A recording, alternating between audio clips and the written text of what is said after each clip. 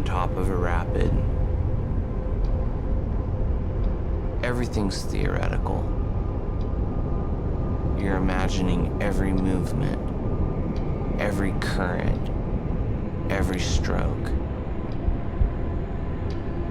And you still know full well that even though you've done all of this work to prepare for that one moment, that it could still all go wrong.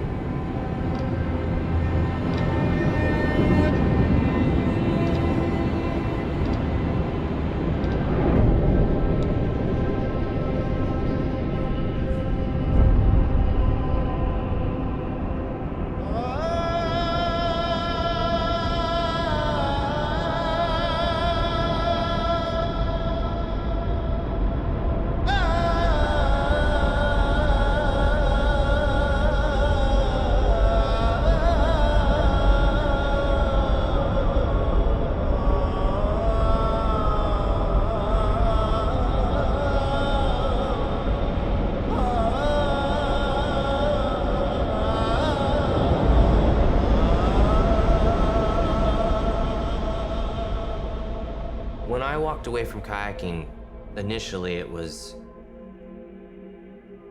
3 months and I'll be good as new and I'll be right back at it. It wasn't like I was planning to walk away from kayaking forever. But once I wrapped my head around the type of surgery I was about to have, there were no guarantees. I had dedicated my life to running the most dangerous rivers in the world. But this time, it was different. It was at that moment I knew I was about to run the scariest rapid of my life. And it was all in my head.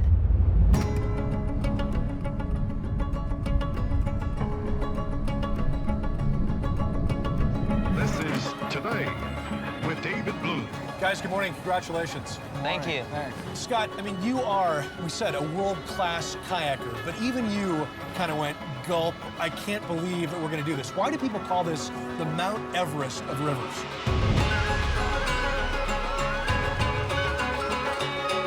In the annals of adventure, this first descent will be remembered as one of the most accomplished expeditions of our time.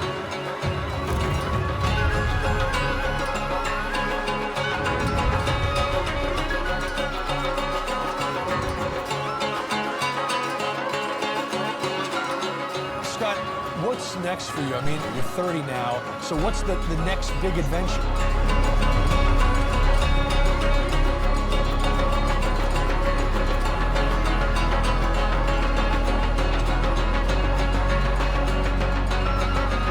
Well, for me, there's a place in western Tibet. It's called Mount Kailash, and there are 4 rivers that come from this one peak, and they flow in the 4 cardinal directions, and that would be completing the 4 biggest rivers in the Himalayas.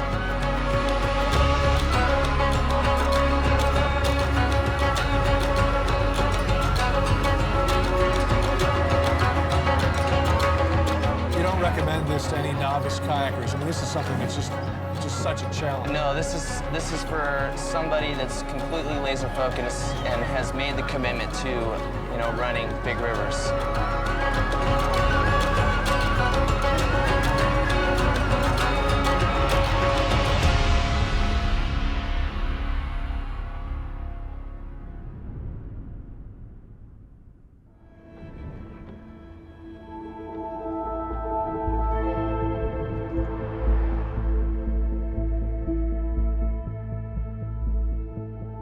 My earliest memory is probably this boat. My dad was into drag boats, and he would start the thing up, and it would just shake the whole house. My dad was wild back then. We didn't live near the mountains. We didn't live near the ocean. We grew up in hot valleys, San Bernardino, Fresno, Sacramento. We're true valley kids. The boys, I'm going to speak about both of them because one goes with the other almost. The brothers were very close. I believe that healthy children were active children and meant no doctor bills. Early years were fun, really fun. And then Their dad and I got a divorce. For many years, I've kind of regretted that, you know? I felt that we should have stuck it out, but it wasn't to be, you know, it wasn't gonna happen. My mom had just lost her job, and she had decided to go back to school. At that point, we were living off of student loans, and my dad was like a traveling salesman. He just wasn't in the picture. We were living in San Bernardino, and the neighborhood that we grew up in was definitely rough. Our home was very safe, but you walk out the front door, and 2 blocks down, it was a completely different world. There were street hookers on the corner, there were drug dealers, there were kids carrying weapons to school. At the time, there's really one way in our mind to climb the ladder and getting any sort of respect, and that was through being physical and getting into a fight to prove yourself. If somebody challenged us, that was it. We would just pull the shirt off and start throwing blows. We were heavily picked on, especially me. I was walking home from a friend's house, and I got in a fight with a couple kids, and one of the kids stabbed me in the shoulder. And fortunately, I was faster than both the other kids, and I literally just outran them. I remember running in the front door and telling my brother I just got stabbed. I remember him and I talking about how we were gonna keep it from my mom, and he wanted to make sure that I wasn't gonna say anything. And we knew that the more we kept from our parents, the less stress it put on them. It was like, okay, let's bury this thing. Let's not have a conversation ever again about it. There were things that throughout our, childhood, whether it's getting suspended from school or Scott getting arrested for stupid stuff, it kind of created some negatives in our character.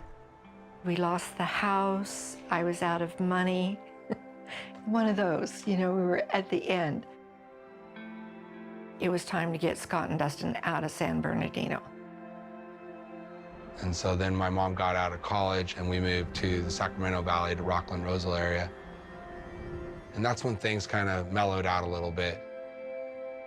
Our next door neighbor at the time was the Stanley family. They lived real close to Mary and the boys and got him into rafting. As soon as school got out, we would head to the river, we'd head to the mountains. Did things that Scott and I never experienced. And I think that we saw that as an opportunity. Doug, the oldest brother, was running this rafting guide school.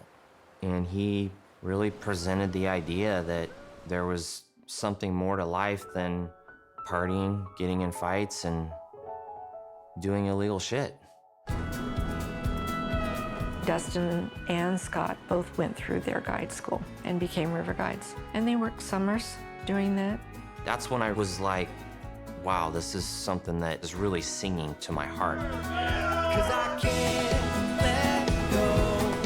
It's the greatest love I've ever known. I'm out the door for something more. There's no telling what's in store. Now I can't let go. When you're a river guide, you're responsible for people's lives. And that all of a sudden gave my brother and I both a whole new outlook on life. We went from up to no good to all of a sudden being in the outdoors with a huge amount of responsibility. I really wanted them to follow their dreams and their own path and do what they wanted to do, and I knew they were good at whatever they did. All I could see was him being up on the riverbank, sleeping in a sleeping bag, and what future was there in that? I couldn't see a profession. And it wasn't until I went with him on the Colorado River. I'm out the door for something more. There's no telling what's in store. Now I can't let go. I was overwhelmed. It was an amazing trip for me. I knew. That's when I knew. The river enlightened both my brother and I. It channeled an energy that we had in us that we were using in a negative way to a positive way. And there was nothing else in life I wanted to do other than travel down a river at that point. I was sold. hook, line, and sinker. When I first was exposed to kayaking, it was actually through rafting. And I remember it being described to me through a friend of mine. And he's like, this rafting stuff, it's kind of like driving a bus. But kayaking, it's like driving a sports car. You want to be driving the sports car. And I was like, yes, I do. For somebody that knows nothing about kayaking, rapids in a river are essentially made up of waves, holes, rocks, and currents. If you don't avoid some of these features, you can get stuck, you can get flipped over in your kayak, and if you can't roll the kayak, that can cause a swim, and then you're at the mercy of the river. Kayaks give you this incredible opportunity to navigate down a river, unlike any other watercraft. I got in the kayak and I struggled a bunch at first, but that was my first real extended period of time in a kayak, and I came off of that and I had a decision to make, whether to go to college or do this river guiding kayaking thing. And I decided to do the latter, and that spring when I finished up guiding, I loaded up my kayak and drove to Banks, Idaho. And then boom, I was paddling the North Fork of the Payette every day. The North Fork at that time was the place to be. You know, that's when I met Charlie and Muncie. At that time, Charlie was king of the North Fork. North Fork of the Payette. I got him to put that on my driver's license, and probably made, I don't know, 700 or 800 descents down the North Fork at different levels. Scott Lindgren showed up in Idaho, drove up in a Toyota that looked like it had a couple million miles on it. Definitely had a little bit of a chip on his shoulder, and he was very motivated to kayak. Charlie and I connected immediately. It was just kind of a natural fit. I was 4 or 5 years older, and he had some natural ability. I always felt really comfortable having Scott out there with me. I knew I had a solid partner, and I could count on him. In the early 90s, I went over to Nepal once and did 9 or 10 rivers. So I talked Scott into going over there with me. And that was all he needed to say to me. I was just like, yeah, I'll save all my money that I make here and we'll go to Asia. He was barely out of school when he went to Nepal. And that was hard to let him go. He was very focused. And it became his life. That's when I realized that kayaking wasn't just something that happened in California and in Idaho and in the US. It was being practiced all over the world.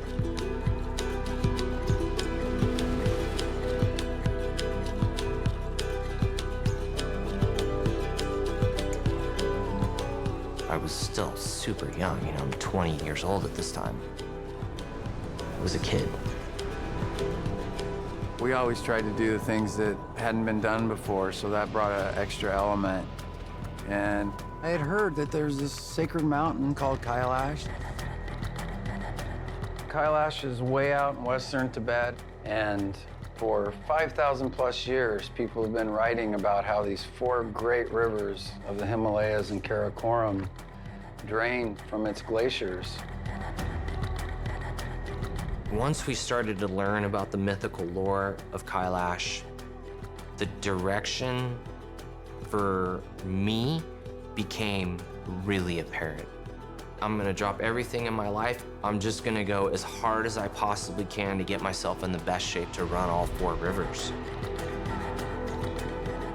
And that was really the start of the dream. When I came home from that first year in Nepal, it was that style of expedition kayaking that really set the precedent early on for California.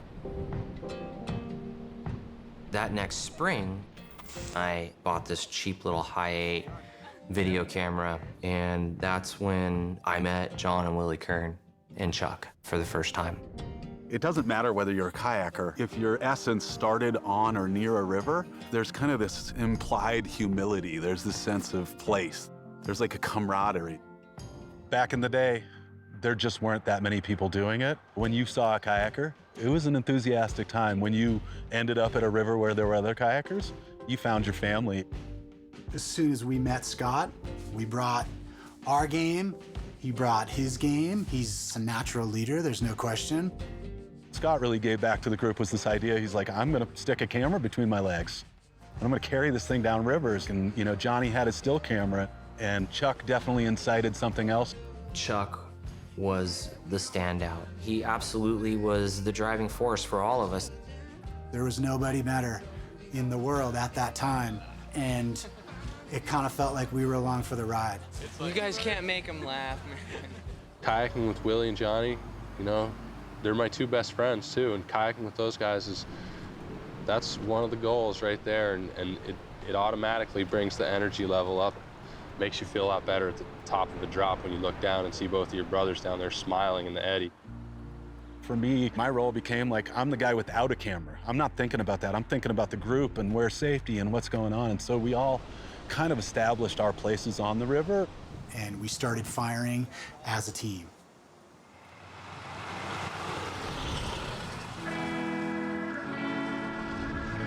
It was an eclectic group of kids from all over the world. And we all were just, for whatever reason, seeing it all at the same time. There was a base of knowledge, but there was a lot of room to expand on that knowledge. I truly believe that was the turning point in what was possible in a kayak because of the equipment and because of my brother's movies. We'd go back and look at his little video camera footage and like, no one's ever documented stuff like this. And then we were like, let's start a production company and see where it takes us. And there was just opportunity everywhere. If I fall back down, you're gonna help me back up again. If I fall back down, you're gonna be... And for the first time in kayaking history, really, you had a group of people, their sole focus was to kayak. That was it. And I literally remember going, well, how can you make money doing that? We'd watched some of the other extreme kayaking films, and there wasn't that much out there. There was like Southern Fried Creekin'.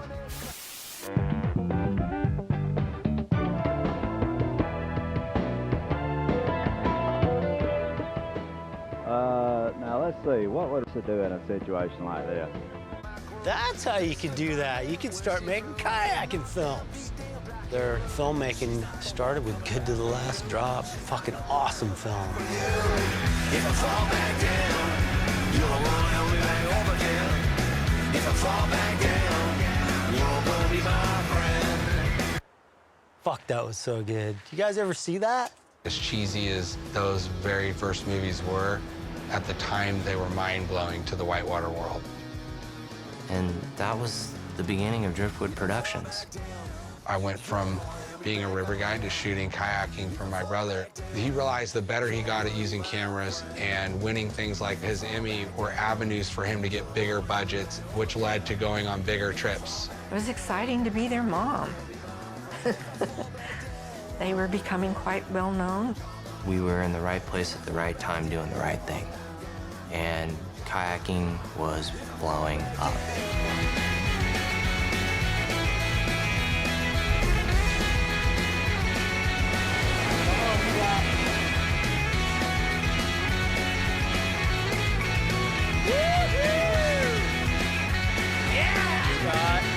That was sick. That was a really happy time, you know. Everything was sort of right in the world. We had wings. How was that, dude? That was sick. That's the best run I've ever done. What about you, Scotty? So where are you going now? I'm gonna drive to Colorado, go kayak there. It was that summer. We hear about the Black Canyon of the Gunnison. It's a national monument, just this super deep cut in the Colorado Plateau. We decided that we would stay closer to river level. We might be able to find a new way to kind of piece the puzzle together. As we're coming down it, there's a lot of water that's disappearing, and you gotta be sure that you can make a move.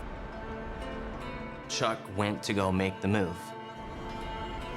Chuck paddles into this flat, kind of submerged rock, gets pinned fairly quickly, and he's up to his waist or so, and he disappears. Within the span of me looking, turning to check upstream and looking back, Chuck was overcome by the water, by the force of the water of his back. And it was just the moment, the momentum, the whatever it was, you know? It was that spot.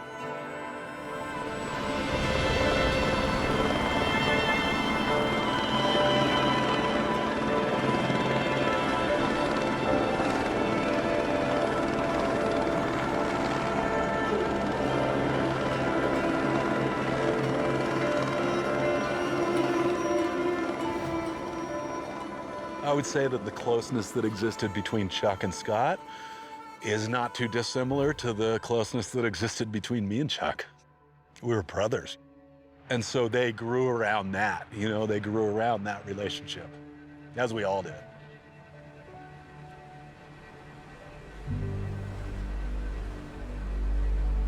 That year, that was the 7th person that had drowned, and 4 or 5 of them were inner circle.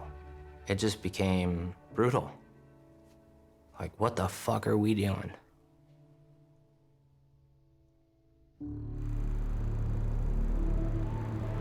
When Chuck died, that's when things, I think, really became way more serious for Scott. It compelled him to be that much more edgy. And the emotion that I got stuck in was anger. I became super angry. If you showed up out of shape, or if you were mentally unstable, or if you showed any sort of emotional weakness, you were a threat to the safety of the trip, and so you were instantly ostracized. Instead of coming over and asking, like, hey man, are you okay? We were like, harden the fuck up. If you're falling apart, you should get your shit and hike out. It's like standard protocol, isn't it? It's the Reverend. Reverend, will you take away all my sins? We didn't have a lot of touchy-feely conversations about how people were feeling. We debriefed experiences in the way that we knew best, which was bust open a bottle of whiskey and spend a little time with it and reminisce, but we weren't necessarily learning a lot about ourselves.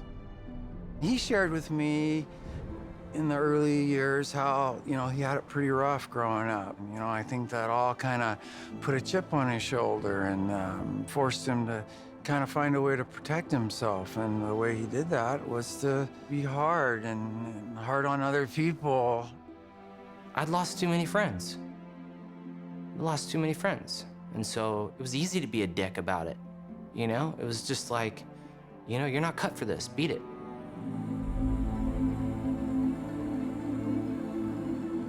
None of us knew how to cope. Anytime it became challenging, I would just run to the river. You lose this person, right? You wanna back, right? So you wanna find him. So not paddling wasn't finding him. The best way to connect with him was to get back to the river. We had to go fall in love with kayaking again and re-inspire what started in California for all of us, but overlay it on a much bigger geography. It also, for Scott's sake, it really started to set this tone for the, you know, the 4 rivers.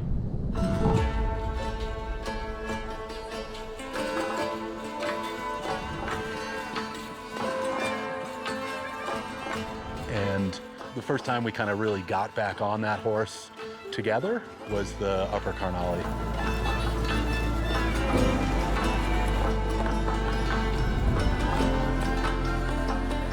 Are you rolling?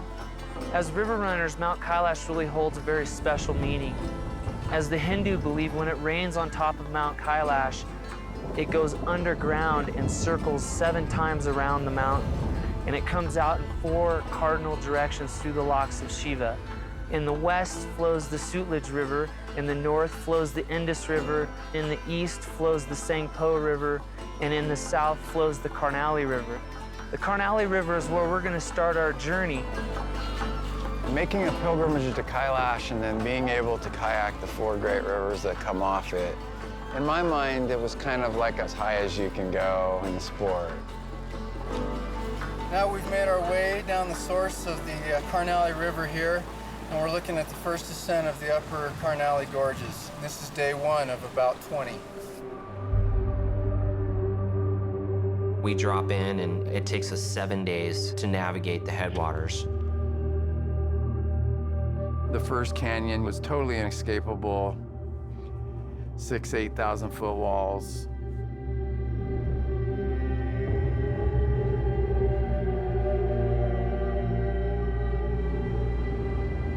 You're in a canyon. You're in the middle of fucking nowhere. The only way out is downstream. You're on your own. What's up, Scott? Little rain. You worried? Doesn't do any good. When we got into the heart of the Karnali, it was a gut check for everybody, but probably nobody more acutely than for Charlie. He felt it very strongly that we had potentially taken it a little too far. This is a really canyon, I'll tell you. He was out of his comfort zone. It started feeling like I was in a war zone when I was out there, and it messes with your mind. I felt they were stronger paddlers, and that really broke me down. It was some really hard stuff. I've witnessed a lot of people. I've witnessed their moment when they've walked away. This doesn't last forever. You gotta have an inner fire, and the second that it becomes unstable, it becomes dangerous. And then we came out of that gorge, and the next day, he decided that he wasn't gonna move downstream with us from there, and I don't think I realized that that meant forever. That was a monumental moment for Charlie and I because that was the last time I paddled with him. Charlie understood the history, like the ancient history. It was Charlie's dream, just as much as my dream, to run all 4 rivers. There we go, buddy. All right. You guys be safe. You too. I'll see you back.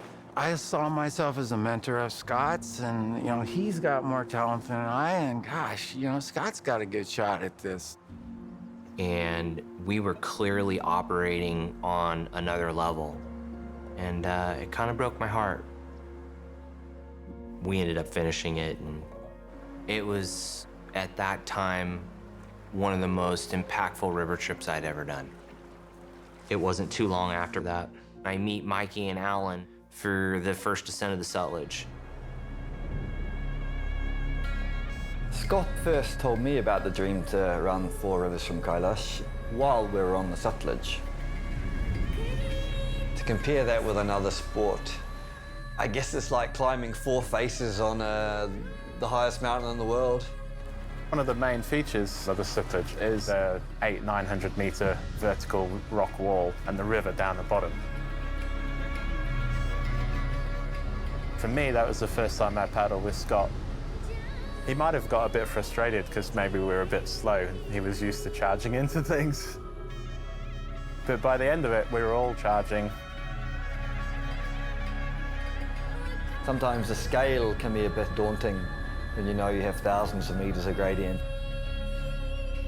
But just one day at a time, and that trip I remember well as being one of the first times the realization hit me that these rivers that we've been paddling in the Himalayas, we're racing against a dam and the river being destroyed from it.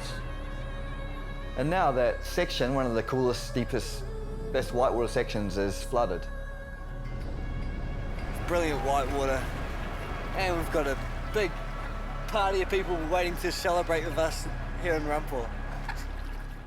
I think we were really fired up after the Sutlej, mainly because we spent every night talking about the Tsangpo. The Tsangpo, logistically speaking, was on a whole nother level. It was a beast. And I remember reaching out to Charlie, and I was like, hey, I'm making a full court press for the Tsangpo, and I want you there. By then, you know, I was really into photography, and I was getting a little older and not kayaking as much, and so wasn't so important to me to try to get all 4 rivers, but really my future was photographing the next generation. For Charlie and I, we were obsessed with the Sangpo. It's really the deepest gorge in the world. You've got 25,000-foot Jalapuri on one side and 25,000-foot Namche Barwa on the other. You drop through this gorge for 150 miles. It's a 12,000-foot descent through something that's dropping off the Tibetan plateau at an astronomical rate.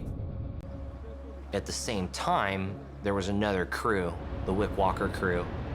I basically start to get nervous that these guys are gonna go back this thing. Those guys showed up over there and put on, and it wasn't too long after putting on, Doug Gordon missed a move and got pushed into the center of the river and was never seen again. You know, when that happened, as tragic as it was, we realized we needed to take our time. There was a ton of buildup and months of staring at satellite maps and being terrified. You layer up this like political inaccessibility and it becomes bigger than life really quickly.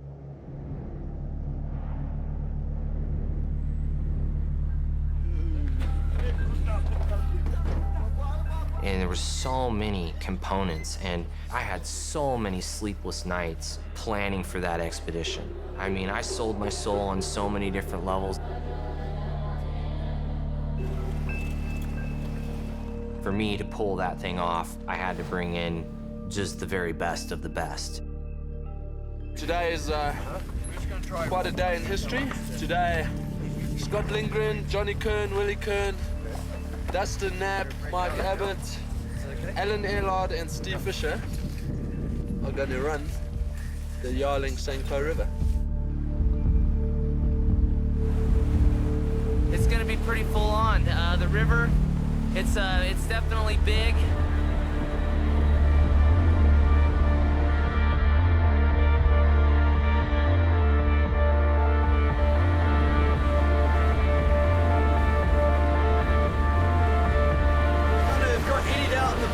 When I rolled up, I was heading straight back up, straight into a pretty ugly slot.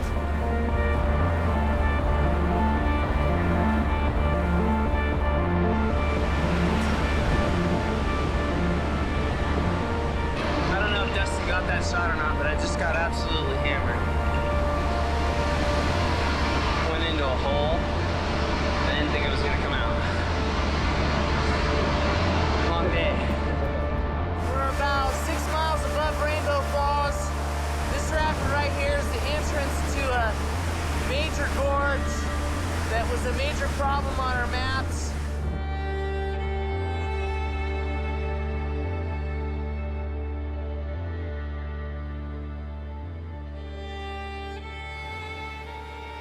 It was the endurance. It was the long haul. It was the suffering. Nothing better than a good sufferfest. I mean, I don't know. I was attracted to it. I kind of liked it. Where I'm sitting is right above what I believe is one of the more powerful places on the planet Earth, Rainbow Falls, which is a 70-foot waterfall, and directly below it is a 110-foot waterfall that just harnesses the power of the Himalayas. And our journey ahead of us now is taking a different road. We're having to hike up over a pass that is still a major obstacle to this expedition. That was one of the gnarliest little sections right there.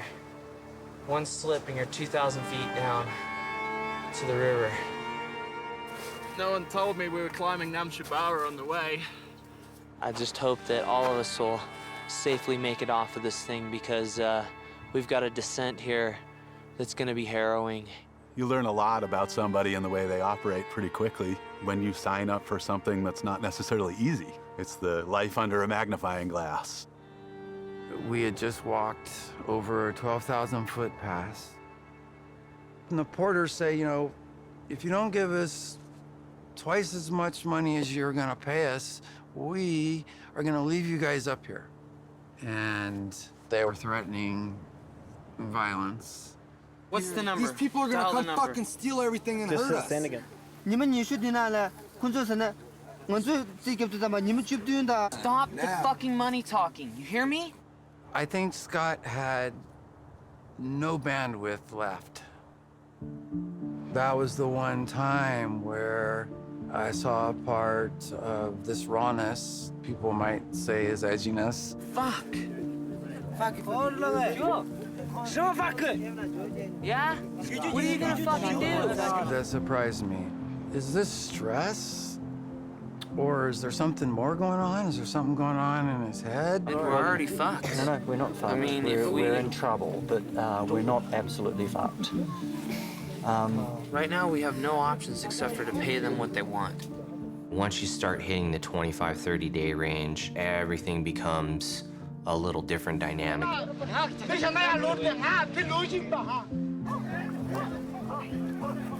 It becomes a lot more sensitive, and I hadn't had a break the entire time.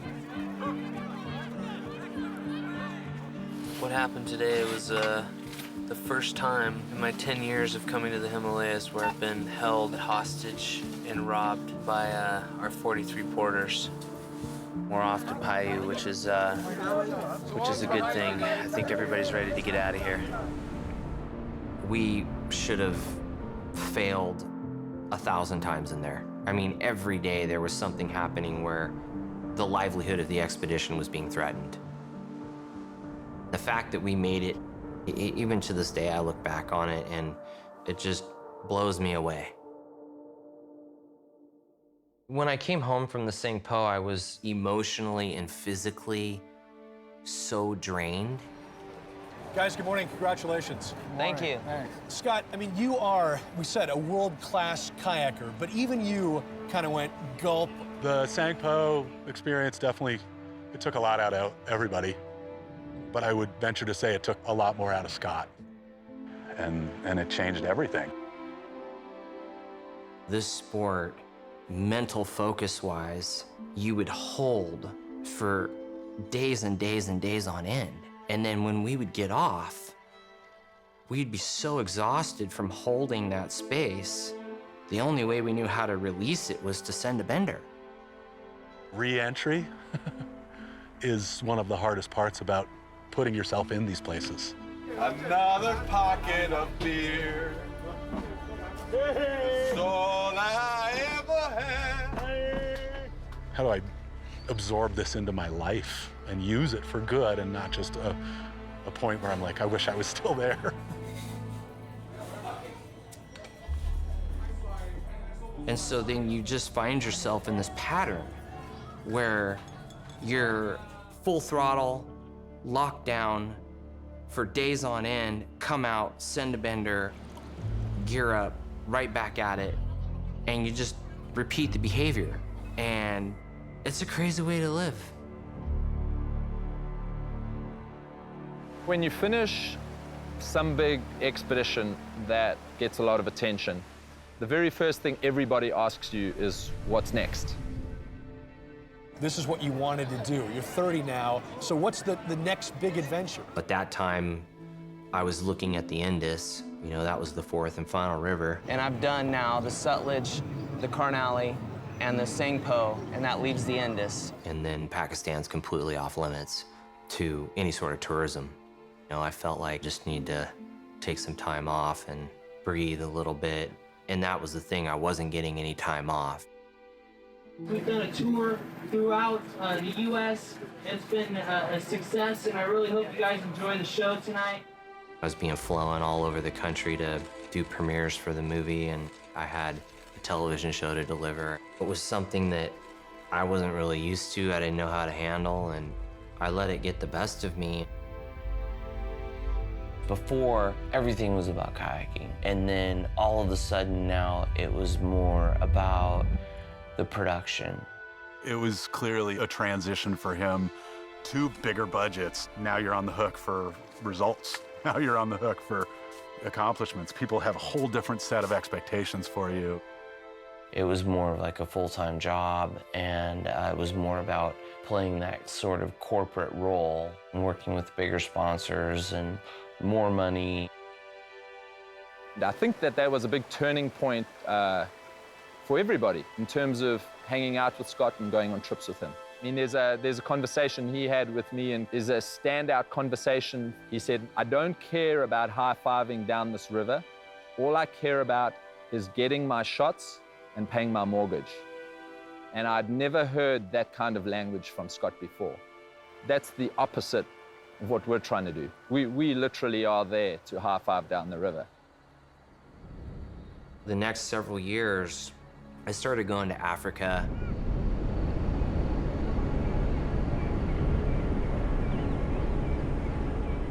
I probably physically and mentally wasn't in the best space ever, but we were headed into Murchison Falls.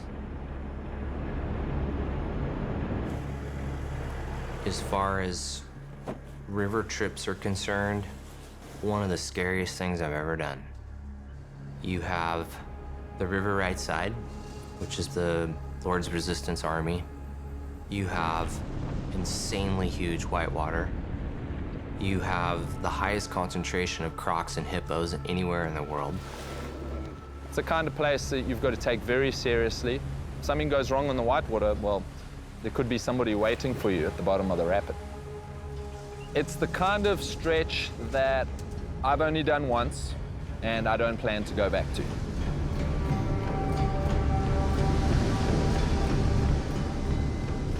On that trip, I could tell something was up with my brother. He was feeling weak physically. He knew he had to bury that fear. He knew that he couldn't be the guy that brought the group down. He knows the rules. The first thing I noticed was that his paddling wasn't up to par.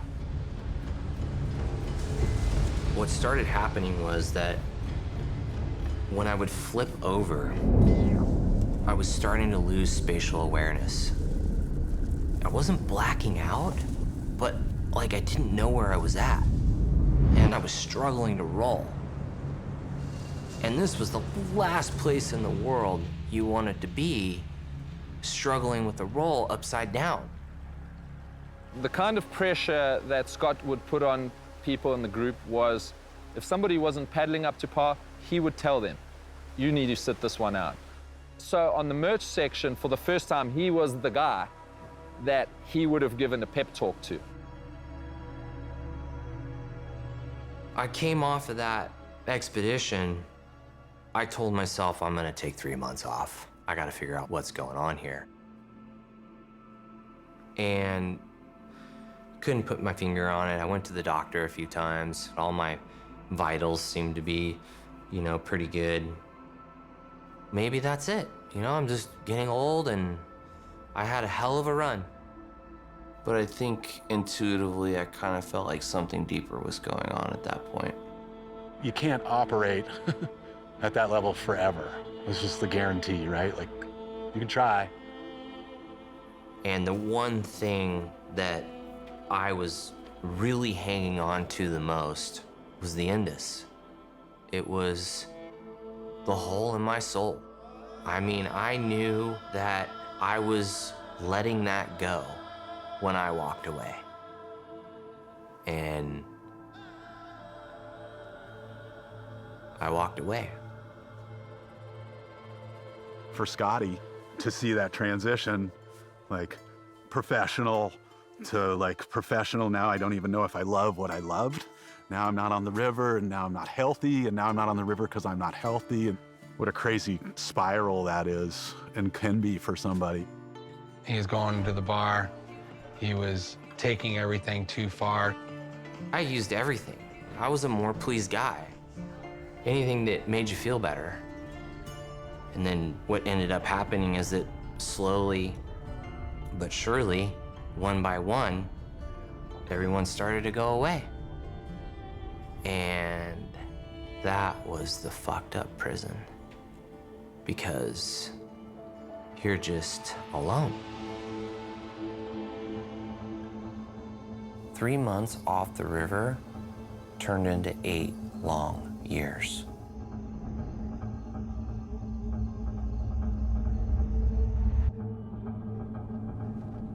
At home, by myself, and I start getting a headache. I just start seeing double, and I start moving. And then I kind of just black out. I was just laying there and woke up, and my head, it was splitting in two. Like, something's wrong. I gotta figure out what's going on here. I go to the doctor. I kind of told him what was going on, and he's like, let's take a picture of your brain. And that was the beginning of it all. Got the call. Was at night. And then he said, it turns out that I have a brain tumor the size of a small baseball in the back of my head. I went to my knees. Probably one of the worst moments of my life.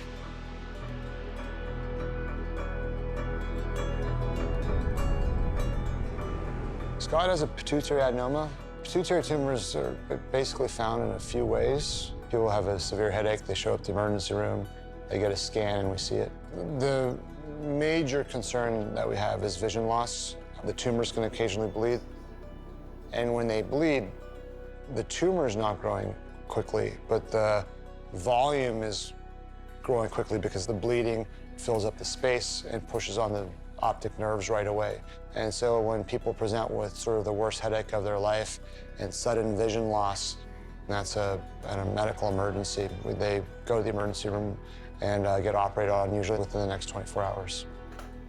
His tumor was of a very large size, pushing on his optic nerves, and it needed to be dealt with surgically. I knew that I was looking at an 8 to 10 hour brain surgery, and there were no guarantees. His wrapped around his right carotid artery, that made his surgery more complicated than the average pituitary surgery. There are injuries to the carotid artery when you're operating on them. Let's just say if he were to become completely incapacitated from a surgery, right? What kind of lifestyle is that for him? But a worst case scenario would be death. I was walking down the hallway with my family and Johnny and Willie, and it was the longest fucking hallway ever. We get to the door to where we walk into the operating room, and the nurse looks back at me and is like, okay, this is hugs and kisses, goodbye.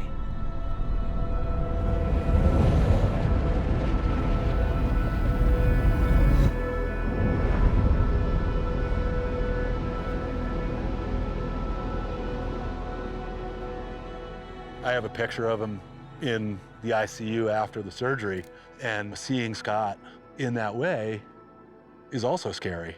I don't believe anybody's invincible. I lost that perspective when Chuck died, but to see your friend hooked up to all the machinery was an interesting pivot point for us. Like, okay, what's next? When we removed it, we took everything off of his optic nerves, took everything that filled up that saddle area. There was just maybe not even a peanut's worth size of tumor left. His has the threat of regrowing because the stuff to the outside of the carotid artery was unreachable without excessive risk. A month goes by and my head was clear. My ears were clear. Things were coming back that I didn't even know existed because they'd been gone for so long. When you physically feel good, it helps your mental stability. But I wasn't talking to anyone about it. And I fell right back into pattern. It's no different than when he got stabbed as a kid. It's like, stuff that stuff away, hide it. It was super important to him that nobody knew. I mean, the easiest way to not deal with something is to bottle it up and block it out. That doesn't really equal out to dealing with anything, right? That just relies on your ability to absorb it. I looked at my tumor as a weakness. And I spent my entire life not being weak. Vulnerable is a scary place to be when you have fought to be secure your whole life. The further along I got in the physical healing part of it, the more I slid backwards mentally. The pituitary tumor pushes on the pituitary gland. The gland is important in making you feel how you feel every day. Those hormones don't rebound that quickly. Sometimes they don't rebound at all. So I tell patients, listen, you may feel lethargic, you may feel depressed. It takes months for the body to recalibrate itself. Scott idling and waiting around for scans for a year and, oh, you got 6 more months, you know, you need to be mellow. And the way he dealt with it was not the best thing for his tumor. It's always hard to say as a friend, is this life bearing down on you? Is this the long, slow ramp after your peak adventure? How do you even reconcile that? I just was screaming for help and just didn't know how to ask for it.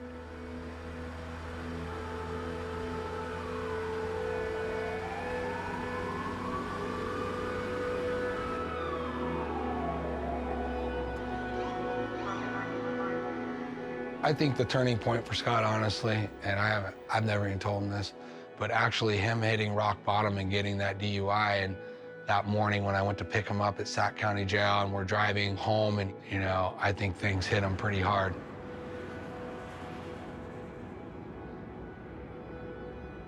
That DUI saved his life.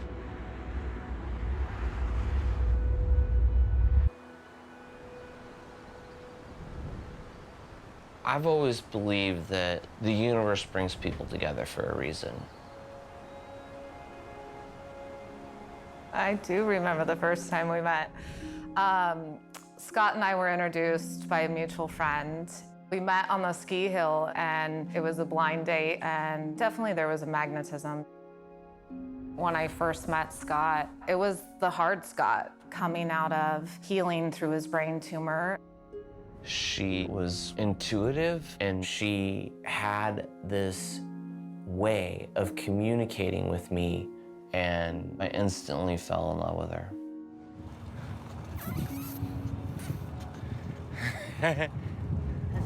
To my lovely Patricia, I love you so much.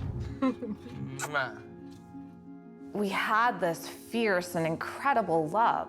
He surrounded me in this bubble of protection and strength.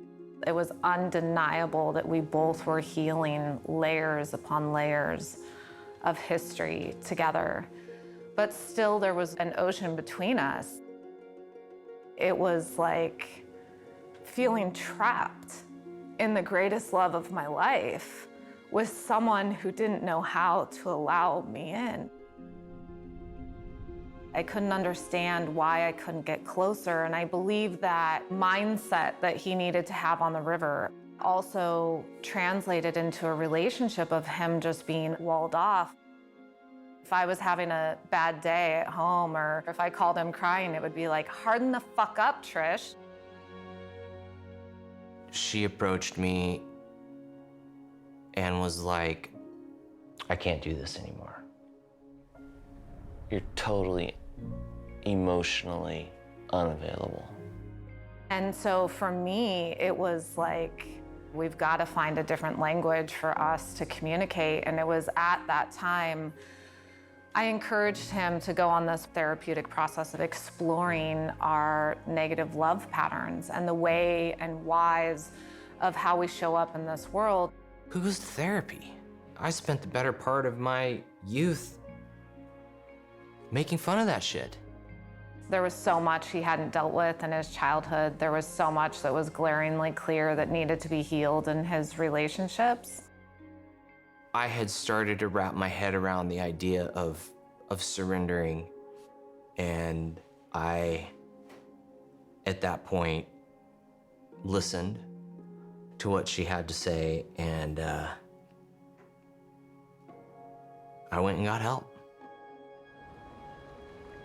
I very slowly started having conversation. The more I started to talk about it, the more healing started to happen. I could feel that vulnerability was strength, it wasn't weakness. And vulnerability was the way forward.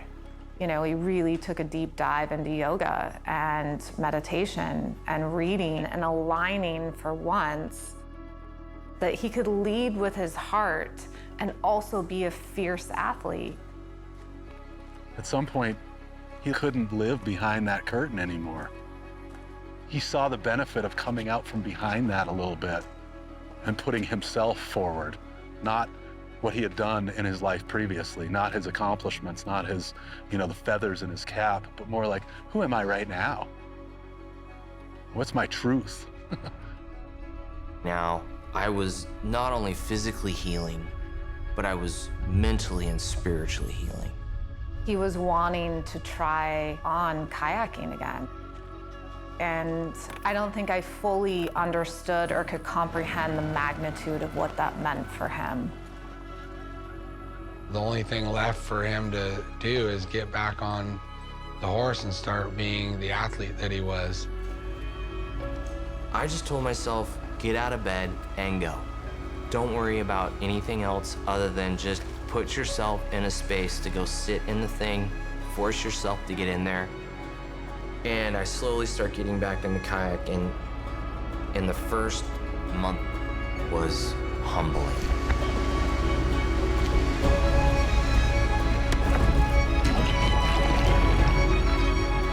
I swam a lot. I missed a lot of moves.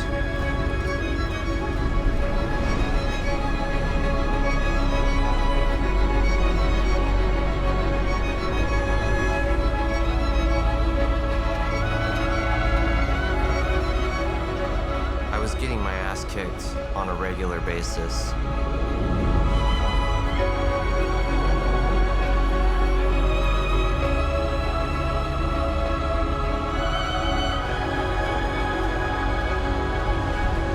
Literally like starting over from scratch. But then I started to feel better.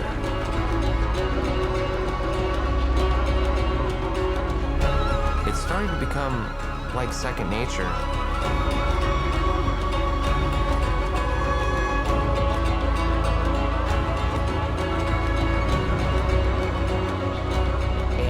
I was starting to feel that love again from having the river back in my life. I was healing. I knew I had to go back to the North Fork of the Payette. It was where it all began, and it's a place that meant so much to me. I'm getting in my car to go up to the North Fork, and this kid comes out, and I had met Annual.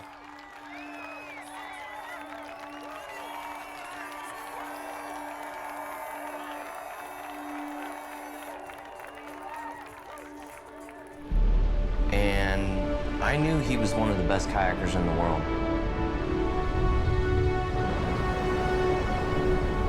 He's like, hey, are you going up to the river? And I was like, yeah, I'm going up to the river. And he was like, cool, can I catch a ride with you? And I was like, yeah, no problem, kid, go grab your shit. Back in the day, yeah, he was the idol, He was the person to look up to. And many stories came out on that 1 hour drive where we talked about how he really wanted to paddle the 4 rivers. And he was like, what's the 4th river? It happened to be that year I was going to Pakistan. And he invited me to the Indus. It just sent a bolt of lightning down my spine. I won't believe it until I'm going, but yeah, let's do this. What Annual did for me, I would have never done for somebody else in my situation. Taking me back in and letting me relearn something that I had lost. At the beginning, he was more like an idol to me. The great Scott, the great kayaker, good legend. As months went by, he just has become a really good friend of mine. Spent the better part of my kayaking career ostracizing any form of weakness. And here I was, by far the weakest link. And my friends and the kayaking community didn't ostracize me.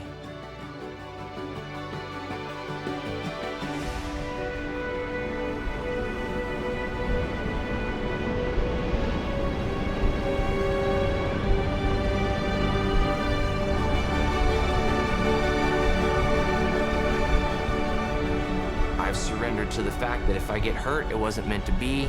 If I die trying, so be it. And that's when the work really started to pay off.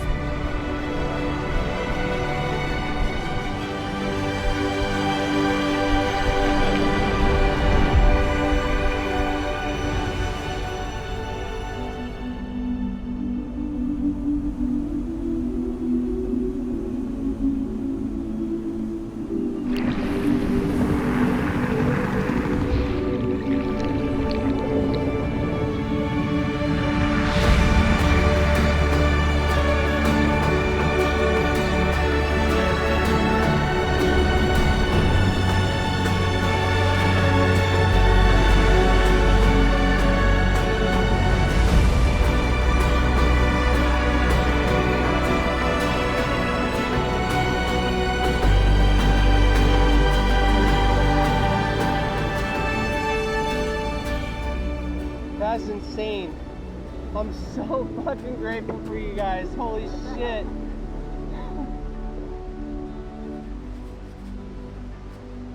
I was looking towards a bunch of 20-something-year-old kids to get me back in shape to go run the Indus. And I'm set to go in for an MRI. This is kind of my reality. Once a year, I go get a picture taken, and basically lets me know if my tumor is stable or not. Dr. Jian called me up, and he's like, hey, it's time to do radiation. Your tumor's growing. And I remember they explained what it is that he would need to go through, radiation and different treatment options. And I remember so distinctly at that time, Scott was like, fuck it. And so I canceled all my doctor's appointments. I didn't want to know. I didn't fucking care. The only thing I thought about was getting myself in a space to safely go kayak the Indus. That's all I cared about. Pakistan became this rift, I think, in our relationship. Thank you for letting me go. Oh my God. Me or God? Everything. You, God, my body, my brain, my tumor, everything. It's so good. At that point, he had made it so crystal clear in his mind that no one and nothing would come in the way of him running the Indus. And I think for me, you know, not only did I have a partner that had a brain tumor, I then had a partner who was gonna go risk his life in another way. How do you sit back and wait for what's gonna come of that?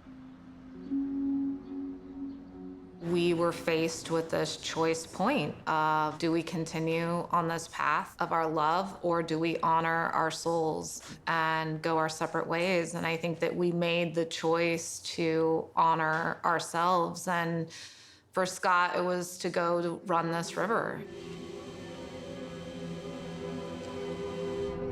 Ladies and gentlemen, we thank you for flying with Pakistan International and hope to welcome you on board. Where this all goes at the moment is like the biggest question mark ever.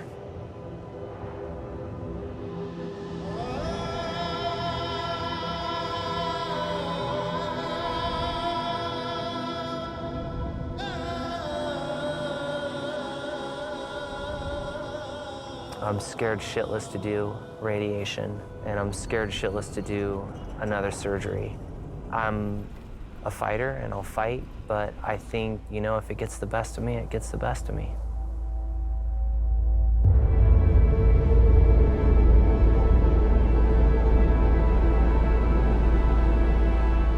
I think for me, there's no doubt that the Indus is the hardest river I've ever done. And not only because of the number of rapids, which is tremendous. There's over 200 Class 5 rapids.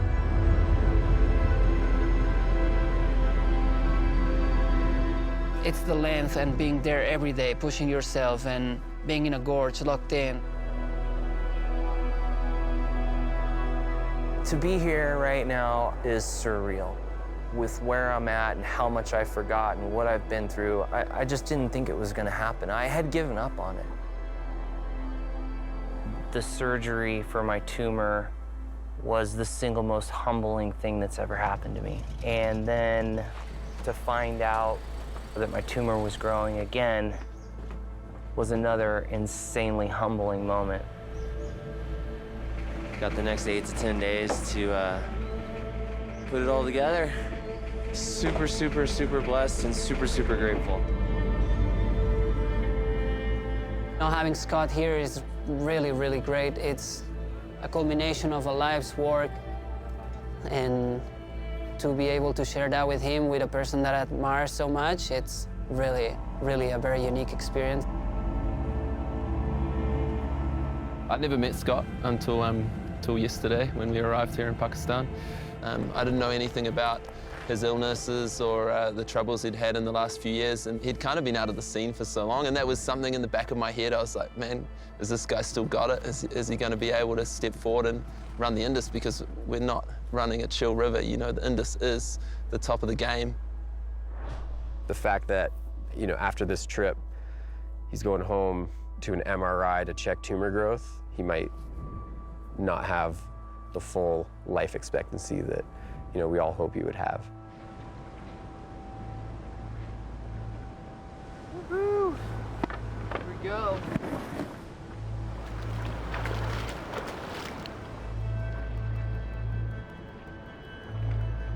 I definitely have some responsibility to guide the crew, help them out with our lines and know where we're going. I feel pretty confident that I know the most important parts, but we are talking about a couple hundred rapids out there. Some of the rapids are back to back, so if you were about to swim on the top rapid, you would flash into the next one. And that just gives you a feeling of never being safe.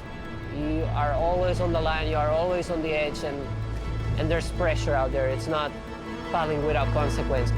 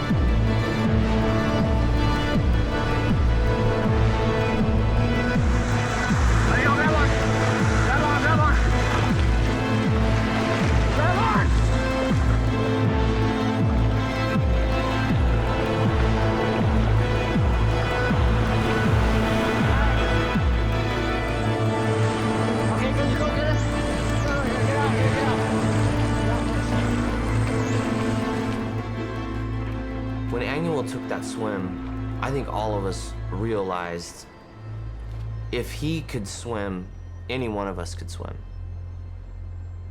And that changed the tone for me personally. None of us really have much left in us to take a big beat down at the moment. We're ready to get warm and get a good night's rest and go at it again tomorrow. I don't feel any pressure to do anything more than I'm comfortable doing, and I'm just gonna listen to my heart, and I hope that I end up in one piece at the bottom of this thing.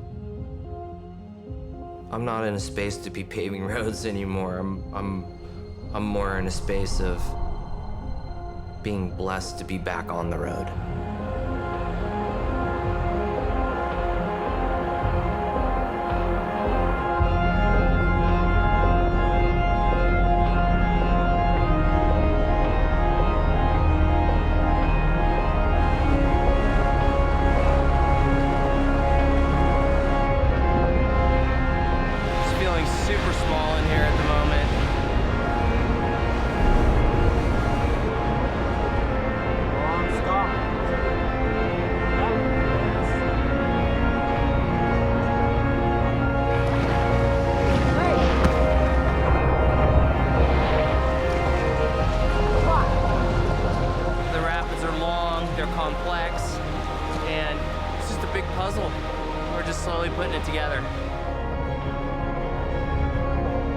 just multiple moves around just massive pour-over holes that if you went into, you were gonna for surely swim.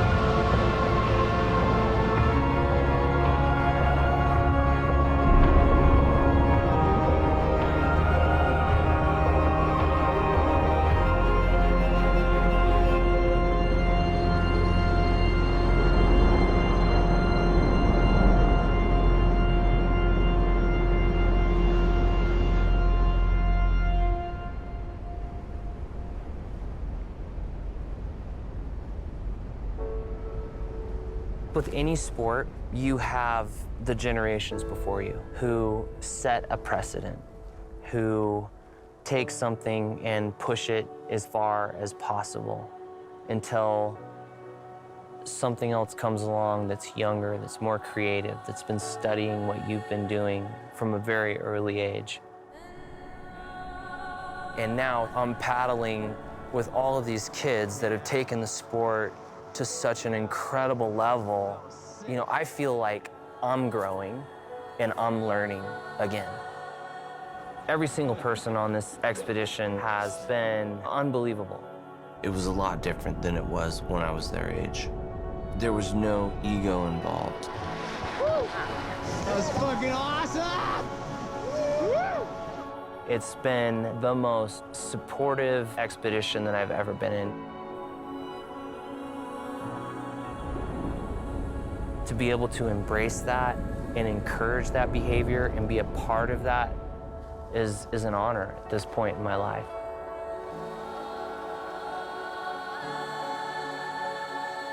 To see Benny and to watch Annual shred that river apart, I was just blown away. I was awestruck.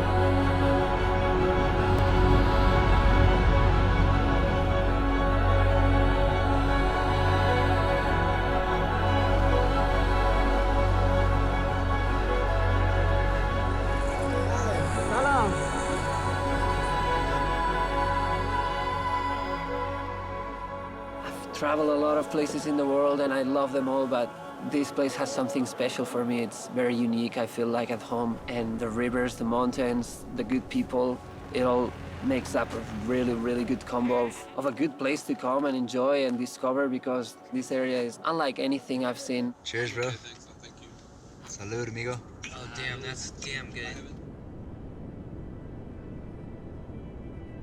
To know that what we're about to drop into is the crux of the run, the anticipation is definitely there. The nerves are a little bit there.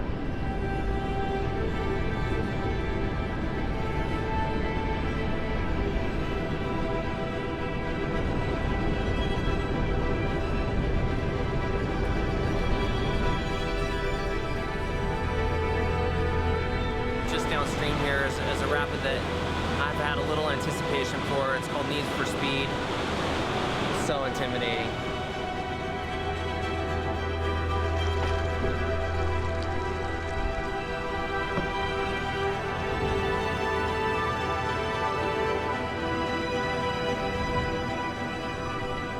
I tried to control everything in my life. And once I realized with my tumor that I had no control over that, I just surrendered to the flow of life.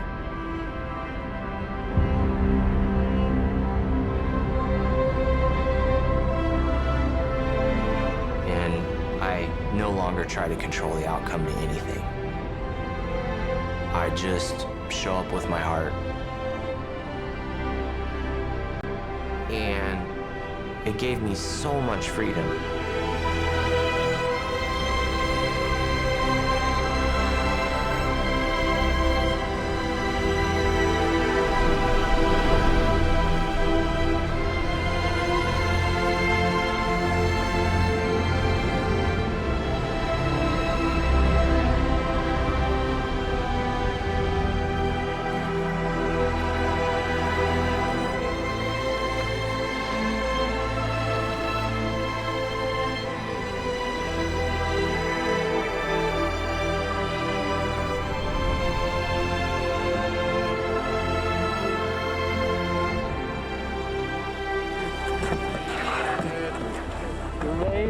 Thanks, buddy.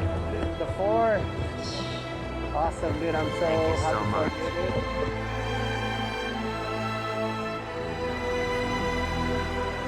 dude. Could see out of the corner of my eye, Scott just, you know, he had his head down on the spray deck, and I could see how much that meant to him to finally knock off this 4th river. You know, it's been a 20-year journey. Fuck yeah.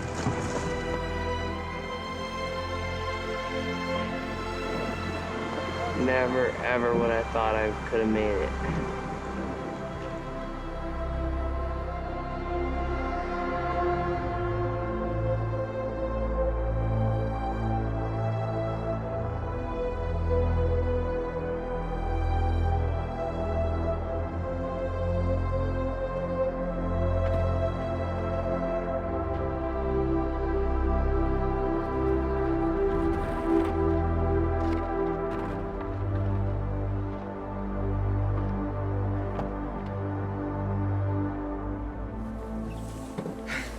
Made it.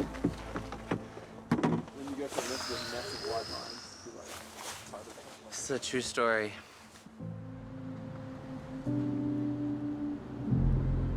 When I finished the Indus, I had an MRI lined up. And I thought for sure it had grown. For sure. I was told once it starts growing, it typically doesn't stop. And I go in for the MRI, anxiously waiting to hear how much it's grown. And I get a call from Dr. Jian. Hey, I just want to let you know that there's been no growth in your tumor. I couldn't believe what had just happened. It's just unbelievable to me that kayaking and opening yourself up to the people around you would have ever had an effect on tumor growth or anything for that matter. Imagine that.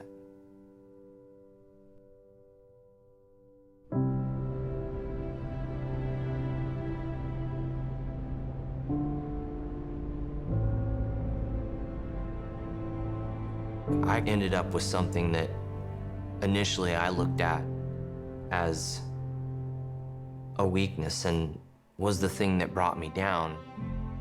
And now I look back at it, it's like the best thing that ever happened to me. And I'm here to live to tell about it.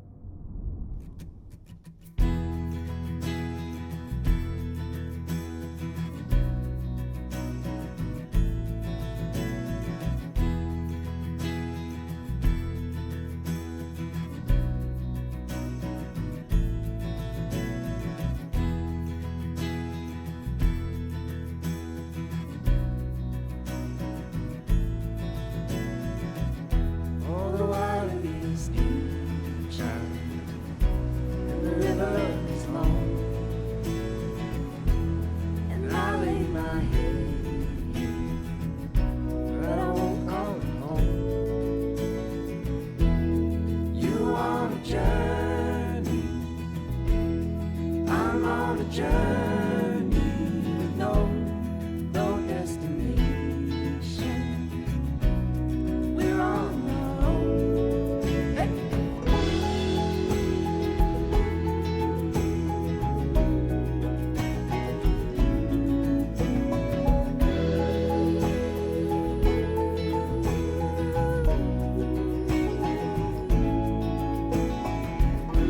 So why do I I'm supposed to be lost, like some floating in a brand new cause. We need the bad things to make the good things. I know now you can see. No rain, no road.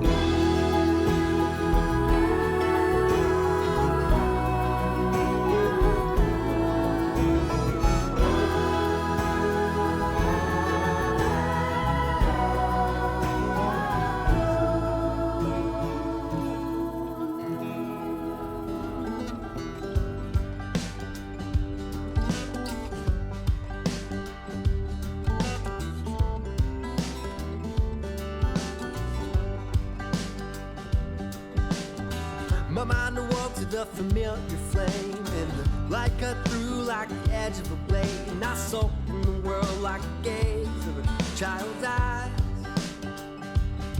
I walked down that dirt road to the river's mouth. See, I have my doubts, so I drown them out. There ain't nothing like holy water to ease the pain. 'Cause I've been riding on a high. It's a feeling I can't describe. It sets me free like a river running wild. But sometimes when I feel alone, there's a place where I can go and float my worries all the way down to the sea.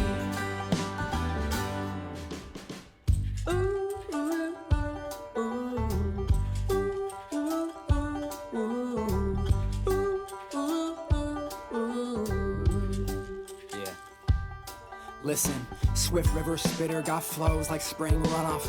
Late night ripped into early morning sunup. Coasting on a dream, hoping I don't wake up from it. How could I have hit my peak if I'm still coming for the summit? Come on. I'm out on a mission, the limits are all in the mind. I'm living my vision, conditioned to kill it. I built the will to survive. I've been thriving like the wild. I've been climbing towards the sky. I've been rolling, I've been floating, I've been riding on a high. Come on.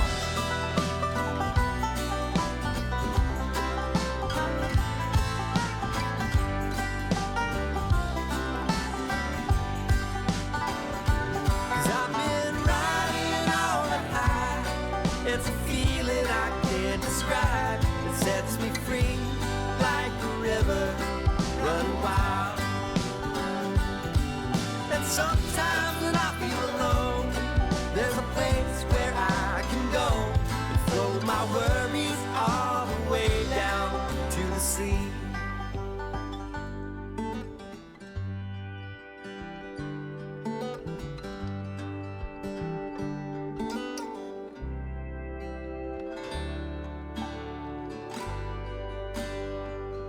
There's an amazing guy.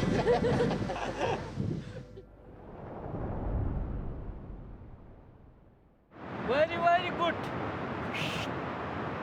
Okay, good.